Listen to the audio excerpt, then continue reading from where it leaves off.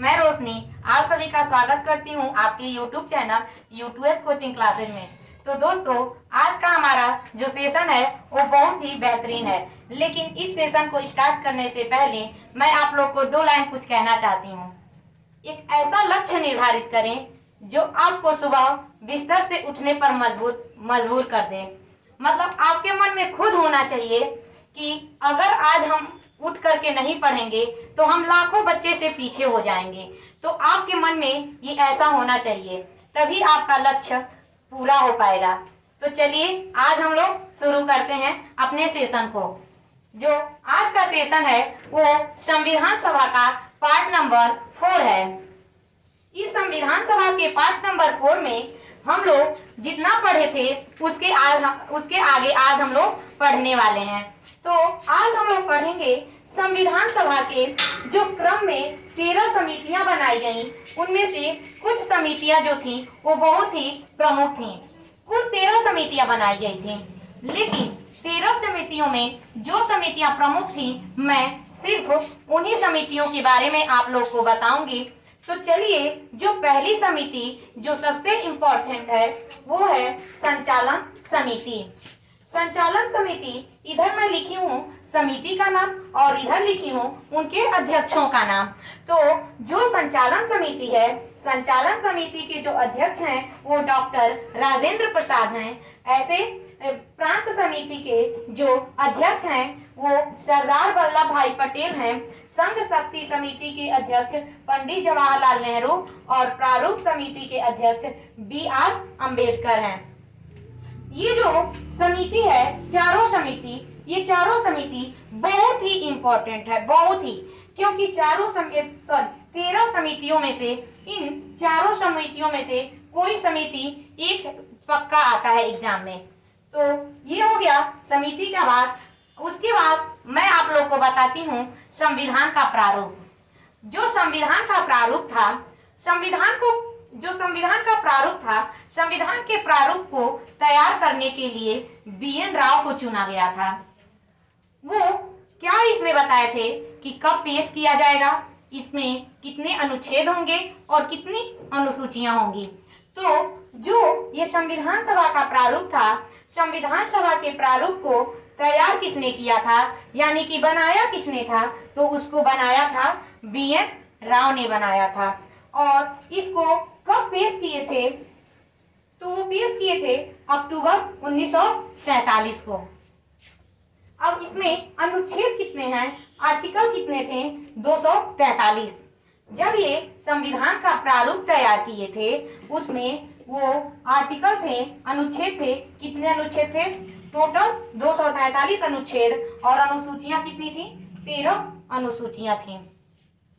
अब इसके बाद इसको क्या करने के लिए, संविधान का जो प्रारूप था, संविधान के प्रारूप को जांच करने के लिए, संविधान के प्रारूप को जांच करने के लिए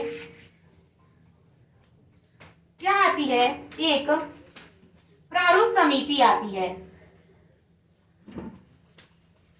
संविधान के प्रारूप को जांच करने के लिए एक क्या आता है, एक प्रारूप समिति आता है। अब जो प्रारूप समिति था, प्रारूप समिति के जो अध्यक्ष होते हैं वो कौन है, वो डॉक्टर BR अम्बेडकर हैं। और इसका जो गठन किया गया था, उसका गठन कब किए थे डॉक्टर भीमराव अम्बेडकर ने, 24 अगस्त 1947 को किए थे। और इसमें जो प्रारूप समिति जो था, प्रारूप समिति में कुल 7 सदस्य थे। और प्रारूप समिति का जो अध्यक्ष था, ये बहुत बार पूछा जाता है, ये बहुत ही इम्पोर्टेंट है।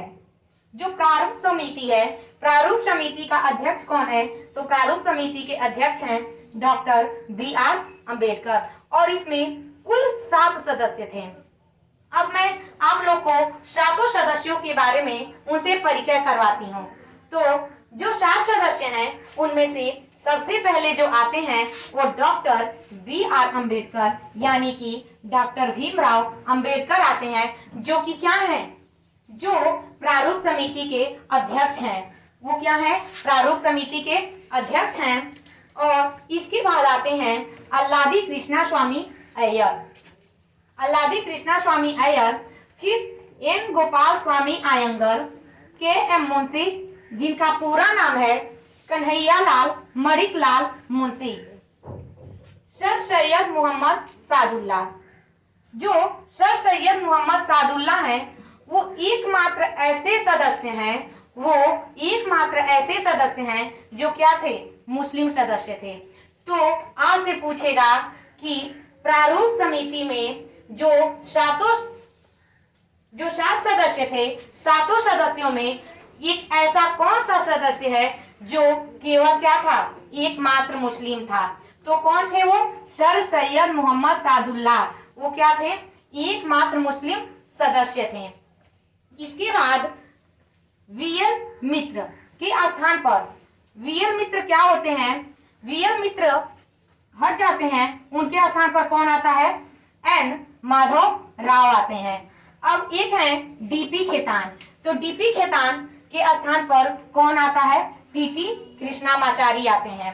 तो इस तरह से जो प्रारूप समिति था, प्रारूप समिति में कि टोटल 7 सदस्य थे और उसके जो अध्यक्ष थे वो कौन थे, उसके अध्यक्ष डॉक्टर भीमराव अंबेडकर थे। अब क्या होता है, जब प्रारूप समिति हो जाता है तो इसमें रिपोर्ट आती है। जो प्रारूप समिति ने रिपोर्ट पेश की थी, अब उसकी 2 रिपोर्ट होती है। जो पहली रिपोर्ट थी वो कब हुई थी, 21 फरवरी 1948 को। देखिए, जब संविधान का प्रारूप तैयार हुआ था तो उस समय टोटल 243 आर्टिकल मतलब अनुच्छेद और 13 अनुसूचियां मतलब शेड्यूल 13 थे। लेकिन क्या होता है, जब प्रारूप समिति आता है, प्रारूप समिति के अध्यक्ष कौन है, प्रारूप समिति के अध्यक्ष डॉक्टर वी.आर. अंबेडकर हैं। और जब प्रारूप समिति आता है तो क्या होता है, जो आर्टिकल 243 होता है, 243 से बढ़ करके कितना हो जाता है, 315 हो जाता है। और ऐसे ही जो अनुसूचियां 13 होती थी वो अनुसूचियां घट करके कितनी हो गई, 8 हो गई। तो अनुच्छेद बढ़ गए और अनुसूचियां क्या हो गई, घट गई। तो ये थी प्रथम रिपोर्ट।